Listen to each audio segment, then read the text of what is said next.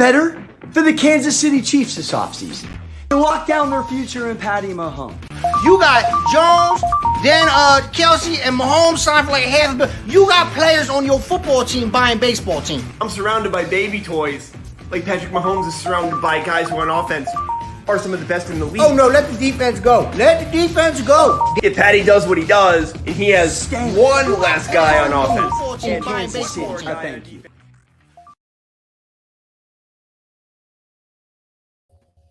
Good afternoon, ladies and gentlemen, and welcome to the SportsMe Windup here on the SportsMe YouTube channel and our Twitter. I'm your host, Rumboys Robbie, joined by my co-host, Derek of the Good Old Boys. What's going on, Derek?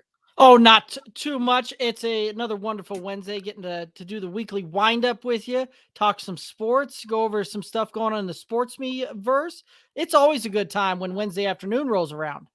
Hell yeah, hell yeah. Always a good time. It's hump day. We're halfway through, and we're going to get you guys through that halfway point of the rest of your week with some good old-fashioned sports talk. If you guys have not already, okay, make sure that you hit the like button on this video so that it can help, break that tricky YouTube algorithm. More people can see it and more people can learn about the SportsMe app. They can go from the YouTube channel, go to the link that's in our description, and go right on over to the SportsMe app, download the SportsMe app, and they can get involved in these in these topics as well. Okay. Let's go ahead. We're gonna dive right into it. Also, subscribe to the channel. Subscribe to the channel, like if you guys have not already. We'll give you not everything that's on the app through our YouTube channel, but we'll give you a couple of things, a couple of topics that's on the app. Let's first start off with who got snubbed from the recent NBA 75 list. Let's go. Today's daily cash game topic is who do you feel was the biggest omission of the NBA 75 list? Let us know. Dwight Howard should have been on there. He is one of the best defensive centers of all time. So Alex English is like the only one that's not on there for top 25 point scorers, so he's a name. I'm gonna go with Joe Dumars. I'm going to say Alex English. That dude's so underrated. He's 20th on the all-time scoring list. My biggest surprise is Pau Gasol. Multiple championships, longevity. I think he's also the leading scorer of all time for international players. Dikembe Mutombo, number 2 in blocks, and not even on the list either. So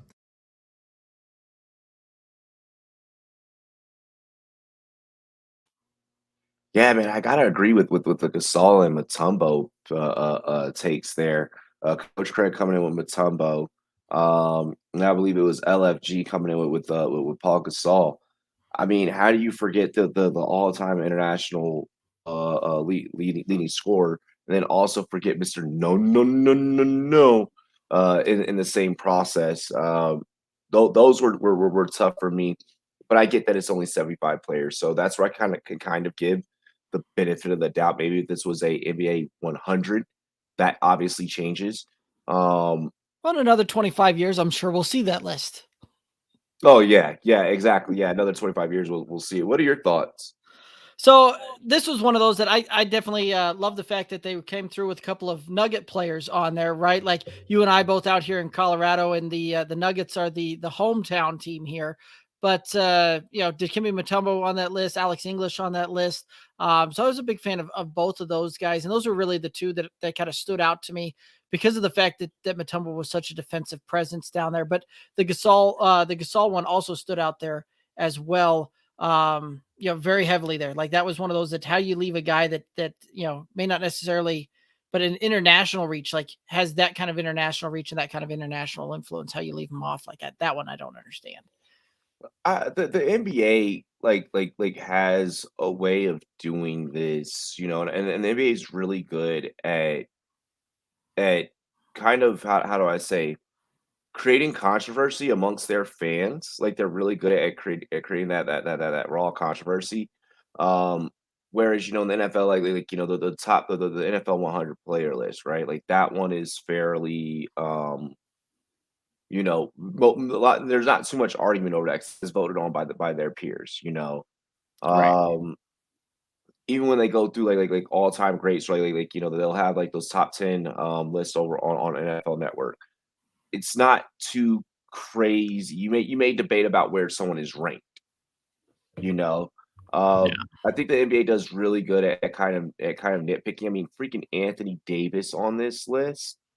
Like, I was amazed at how many recent players and players that we'd seen in the last 10, 15 years were on this list that yeah, yeah, and how much recency bias was really built into this thing, which again that speaks to a lot of how the NBA does things, and they tend to be very much of a, what have you done for me lately kind of league there, where things and some of the past accomplishments, things like that we've seen in the past from some of these players don't necessarily get maybe the recognition that they deserve, or they tend to get forgotten about a little bit as time passes there.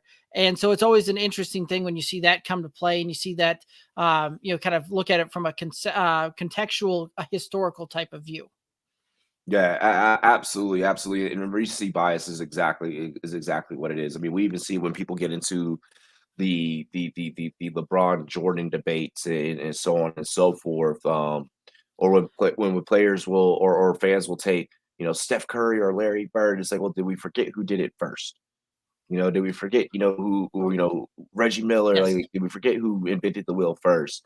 And I think we see that more often in a sport like basketball and in a league like the NBA, whereas football is a little bit different. It's like, yeah, Justin Jefferson broke Randy Moss's receiving record, but Right.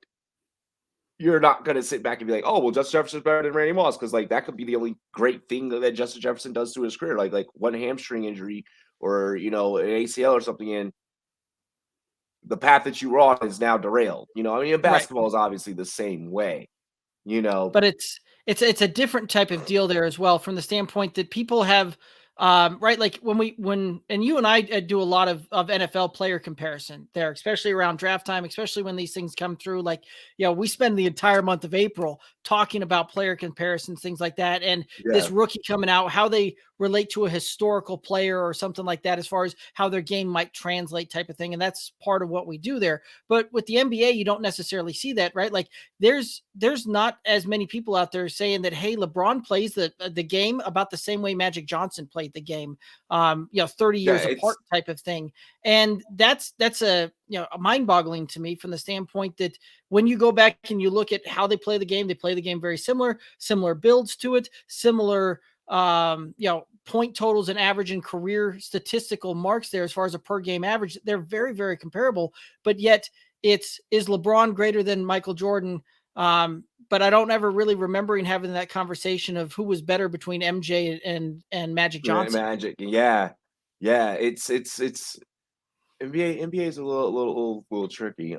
As you guys noticed, I kind of brought up the whole Randy Moss thing, which Yep. leads us into our very next topic. Who would you rather, Randy Moss or Jerry Rice? Derek and I will be back on the other side of the show, on the other side of this tape, with our opinions. Check it out. Out of NFL wide receivers, you've got a lot of great ones throughout the history of the game, but this one's particular down to two different individuals. Who would you rather have? Randy Moss, Jerry Rice? Let us know. It's Jerry Rice. That's it. Randy Moss's big play potential obviously supersedes a lot. Rice's stats are just too much for me to pass up on him. That's a tough one. I mean, I'm going Jerry Rice. But, dude, does that mean I get him on the team I cheer for? I could sit here with everybody else and say Jerry Rice, right? But I'm going to be real with you. Jerry Rice had Joe Montana and Steve Young. Why would you not want the GOAT of receiving? The answer is Jerry Rice.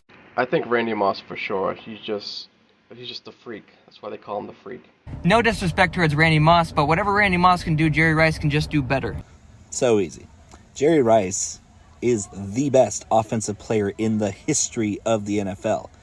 Joe Montana, Steve Young were only in the Hall of Fame because they had Jerry Rice, not the other way around. Jerry Rice is the guy, to me, that's comparable with Tom Brady for the greatest NFL player of all time. Jerry Rice is just clearly better prime and career-wise over Randy Moss, no doubt. I'm going Jerry Rice based solely off of his perfected route running. You mossed him. That's cool, but he's not the GOAT, Jerry Rice.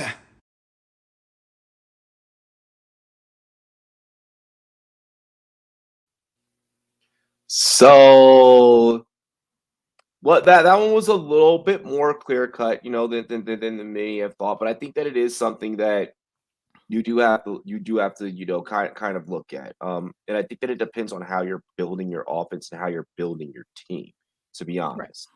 Um, So let me what are your pose a thoughts? question to you. So you're at NFL GM. You're in that draft room. You're in the war room, going into draft day, things like that. And you need your wide receiver needy. You've got to take a wide receiver.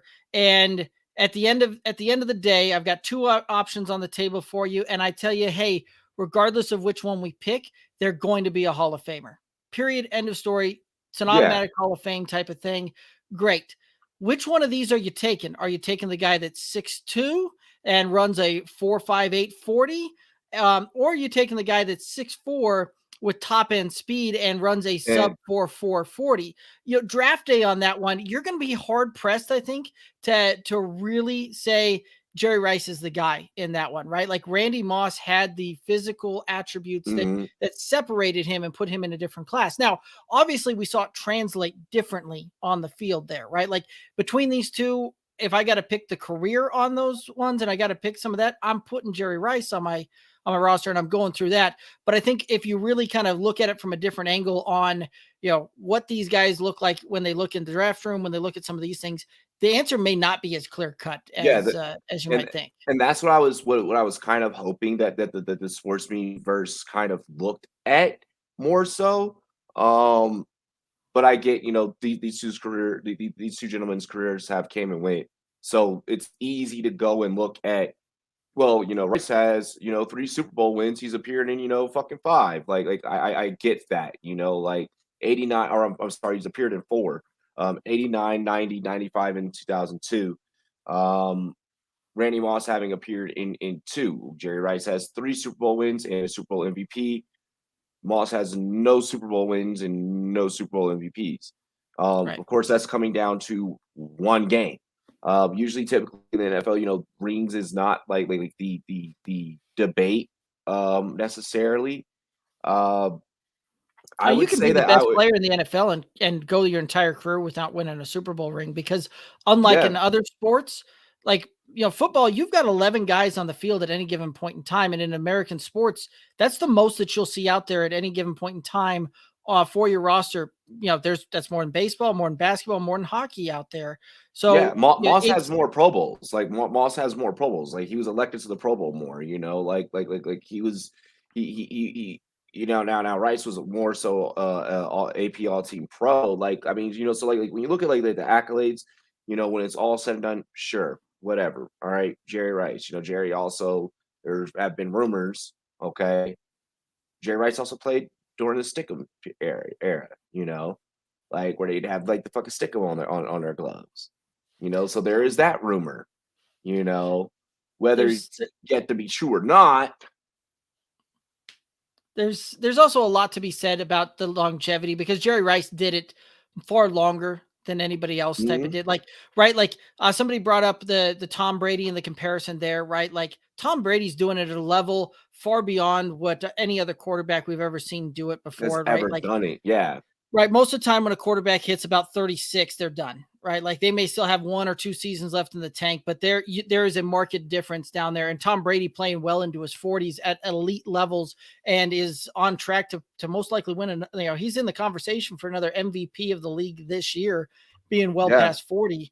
And it's set things historical levels, that kind of stuff. And Jerry Rice was kind of that same mold where most of the time when these receivers get to be that 31, 32 type of age range, if you're playing dynasty, you're looking to try and move that guy and get what you can for it. And Jerry Rice went well beyond that and put up another, played till right about 40 and put up a ton of very good productive seasons throughout that thing. So, again, that's Yeah. one of those, when you look at the body of work and the career length on that as well, like that's also one of the things that factors into it that puts Jerry Rice in a class of his own.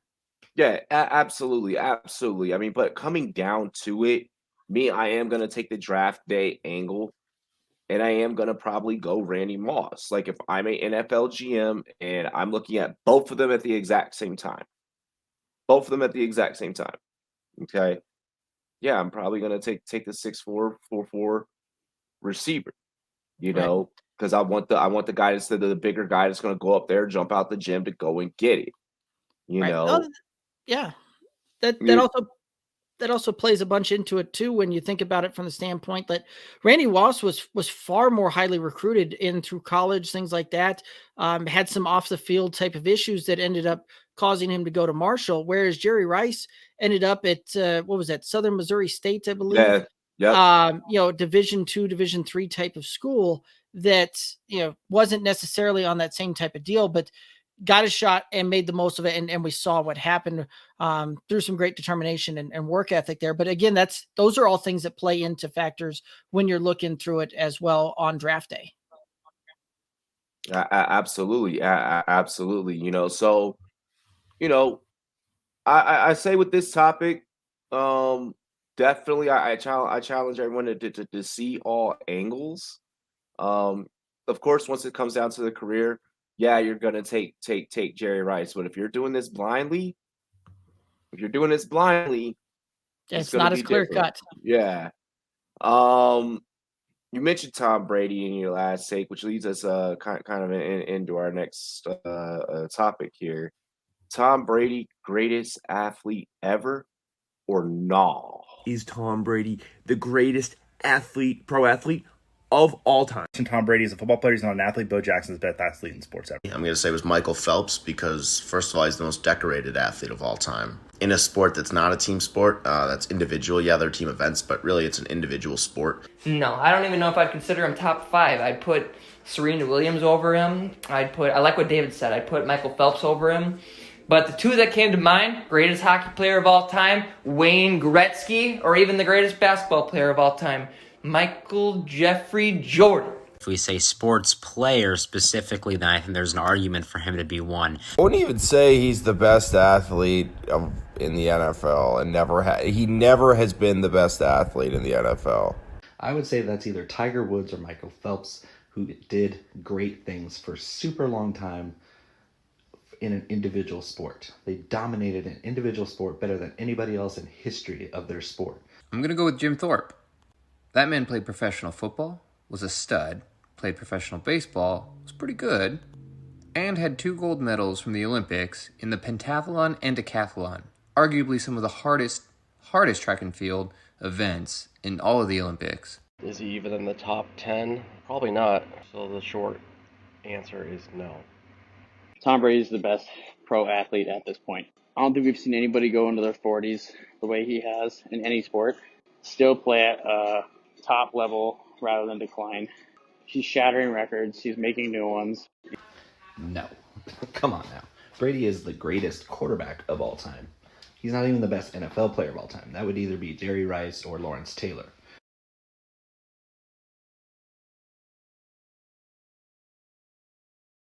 There was a lot that was forgotten during this piece.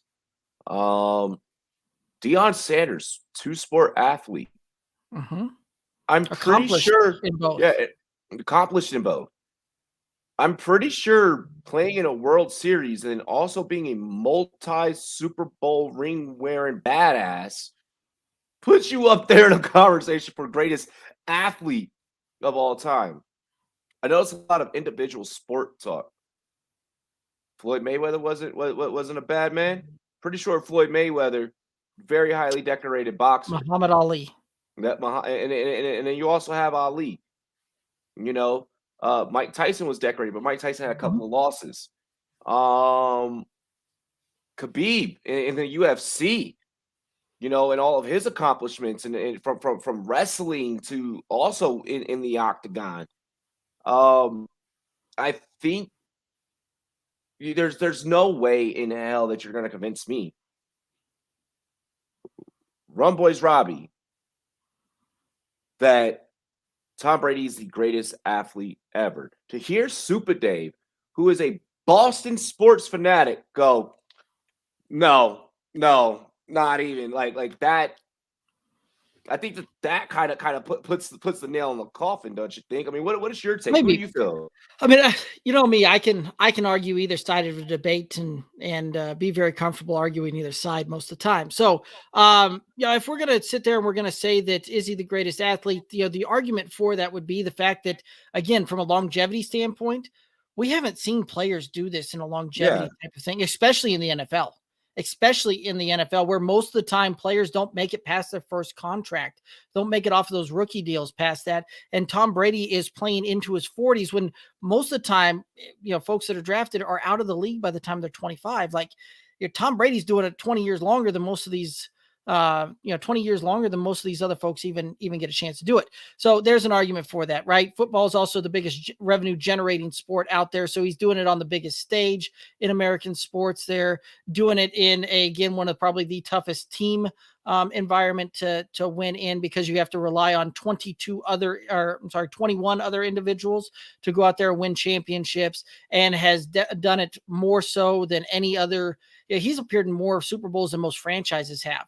And there's a lot to those types of things. And I could argue a lot of that too. But on the flip side, right, like there's also an argument that he may not even be the best team sport athlete in Boston history. Right? You got a guy that played Russell Wilson. Chara. Bill Russell. Yeah, well, Bill Russell put up 11 rings. 11 rings. Like, so that kind of trumps the six that Pedro Brady put up with Martinez. Yep. Kurt Schilling, like Big Papi. There's a lot of different angles that you can take with this one. Larry Bird. Exactly. Like, I mean, he may not even, he I mean, I would definitely want to know that'd be a great battle. Like, that'd be a great conversation to have on sports. Who was the greatest athlete in Boston sports history? Like, we can narrow that box down, right.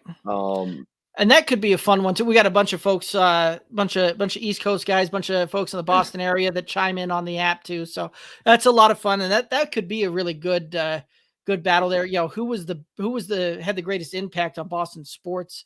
Who was the best sports athlete? However you want to kind of go with that, because you can go a couple of different routes with that one for sure. They got a couple of boxes there too. So I mean, they got a lot to pick from. Mm-hmm. I'm just saying, like, with the greatest athlete ever, when we look at that specific topic, there's a million different ways that you can go with it. And I don't think that a guy that's played one sport even comes close to cutting it. Right. Somebody said Bo Jackson in there, and if I'm picking out one single guy, it's Bo Knows. Like, that's Bo Knows in his prime. That's where I'm going with as far as the greatest athlete goes. I'm going with Bo or Dion. Mm-hmm. Bo or Dion, like, straight up. Right. And I guess technically Brady golfs. Yeah, I mean, but at that point, Michael Jordan went out. We haven't seen Brady try out for the PGA. Right. Like, we haven't seen him try and do that. J.R. Smith's out there playing college golf type of thing, but we haven't seen. Yeah.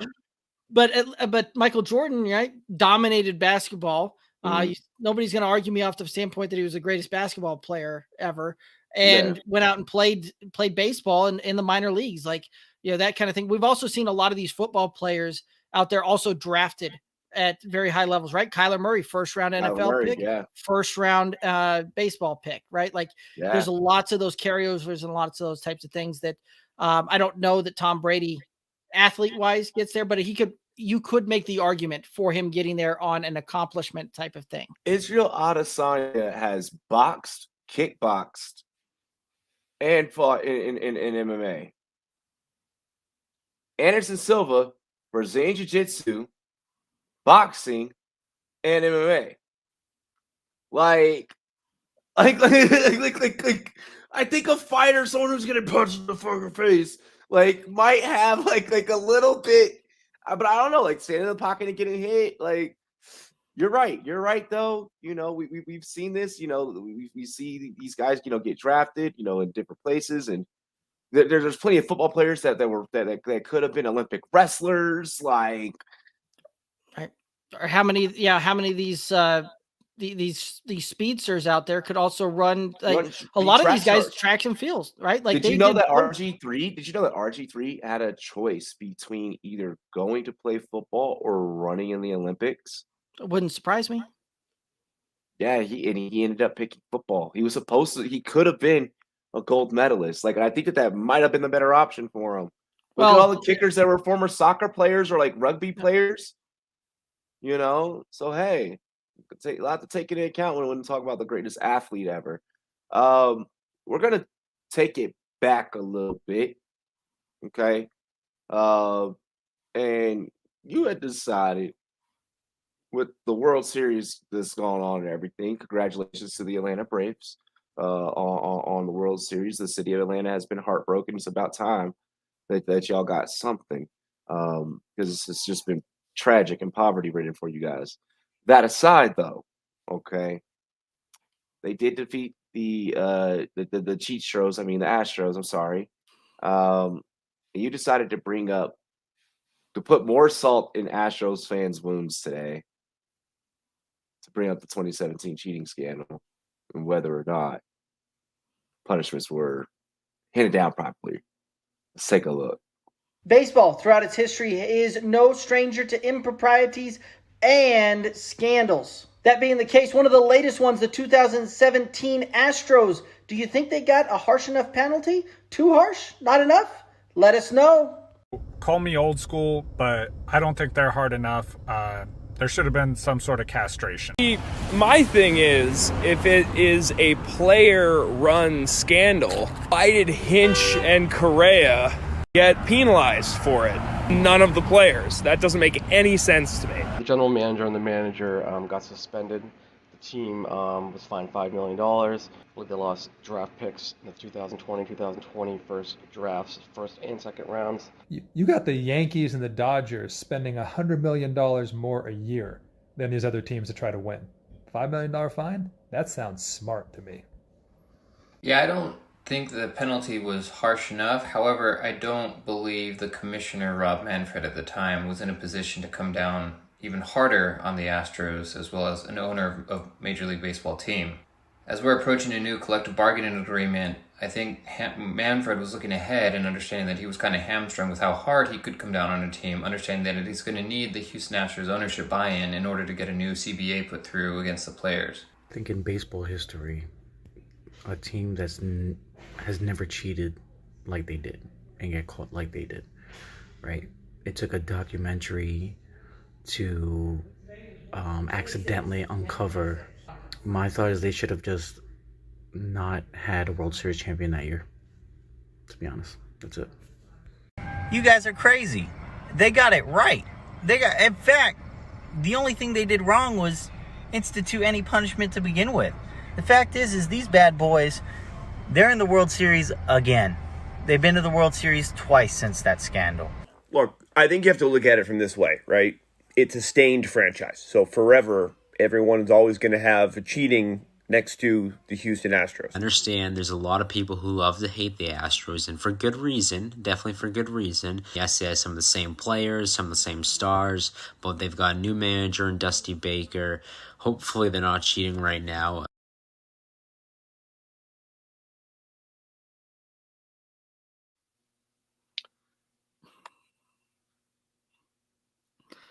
Hopefully they're not cheating right now.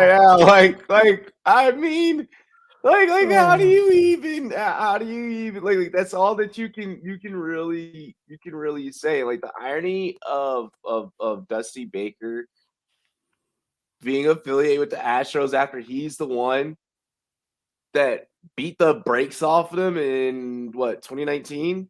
No, yeah, with the Nationals. It's kind of a little ironic, like, don't you think? Like, Yeah, it's like, well, now you're not cheating because the person that beat you while you were cheating is now your manager. Like, I don't know. Yeah. No, I mean, that's an interesting one. And everybody was kind of, some differing viewpoints there. My favorite little line out of that whole thing, and hopefully they're not doing it now. But that kind of begs the question, right? Like we saw some of those things where they were like, this is the third time that they've been in the championship in the last 4 years, yada, yada, yada. Like there's a lot to that. But at the same time, like the question then becomes like the only time that they've won it, they were then, found to have been cheating. So the question is like, yes, they're getting there, but it's a lot of that same type of thing that we've seen in some of these other sports where, maybe the rest of that conference, that side of it, the division on it, they're not necessarily up to par on what the other division is, right? We see some of that parity going on there. And maybe that's the question that needs to start being asked there is the American League as good as the National League right now? Because you'll see some swings going through over the course of the years where, all of a sudden one conference gets dominant and, while you're playing the best from the other conference, they're not necessarily, they were at the same level of competition you maybe saw in the wild card or the divisional round or whatever that kind of looks like. And maybe that's kind of what's going on there. But the fact is that they've only won that championship and they were found to be cheating. Like that raises more questions than answers for me. It's like, okay, well, like, were you like super cheating in the big game? Like, like, okay, maybe you weren't cheating the whole time during the regular season, but like when it came time for the big moments, did you just know when to cheat? Like, is that why you were able to cover it up and not get caught so long? The point is like, you still did it. There's forever going to be that asterisk next to your name. You should never fucking did it in the first place, but still lost to my Nationals back in 2019. It is what it is. And then you lost to the Braves here in 2021.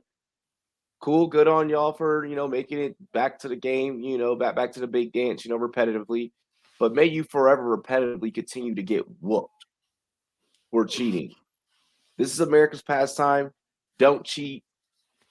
And a lot of people will say, oh, well, if you're not trying to win if you don't cheat. I don't necessarily. You're not cheating, you're not trying.